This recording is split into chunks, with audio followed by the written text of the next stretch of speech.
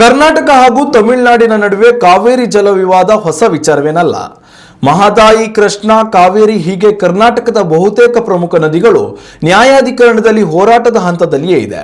ಈ ಎಲ್ಲದರ ಸಾಲಿಗೆ ಇದೀಗ ಮತ್ತೊಂದು ಸೇರ್ಪಡೆ ಆಗಿದೆ. ರಾಜ್ಯದಲ್ಲಿ ಉಗಮಗೊಂಡು ತಮಿಳುನಾಡಿನತ್ತ ಹರಿಯುವ ದಕ್ಷಿಣ ಪಿನಾಕಿನಿ ಅಥವಾ ಮಾರ್ಕಾಂಡೇಯ ನದಿ ನೀರು ಹಂಚಿಕೆ ವಿವಾದದಲ್ಲಿ ಸುಪ್ರೀಂ ಕೋರ್ಟ್ ಮಹತ್ವದ ಆದೇಶ ಹೊರಡಿಸಿದೆ. ಪೆನ್ನಿಯಾರ್ ನದಿ ನೀರು ಹಂಚಿಕೆ ವಿವಾದ ಬಗೆಹರಿಸಲು ನ್ಯಾಯಾಧೀಕರಣ ರಚನೆ ಮಾಡುವಂತೆ ಕೇಂದ್ರ ಸರ್ಕಾರಕ್ಕೆ ಸುಪ್ರೀಂ ಕೋರ್ಟ್ ಸೂಚನೆ ನೀಡಿದೆ.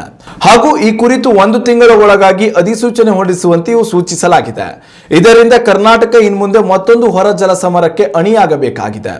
ನಂದಿ ಬೆಟ್ಟದಲ್ಲಿ ಉಗಮಗೊಳ್ಳುವ ಪಿನಾಕಿನಿ ನದಿಯು ಬಳಿಕ ತಮಿಳುನಾಡಿಗೆ ಪ್ರವೇಶ ಪಡೆಯುತ್ತದೆ.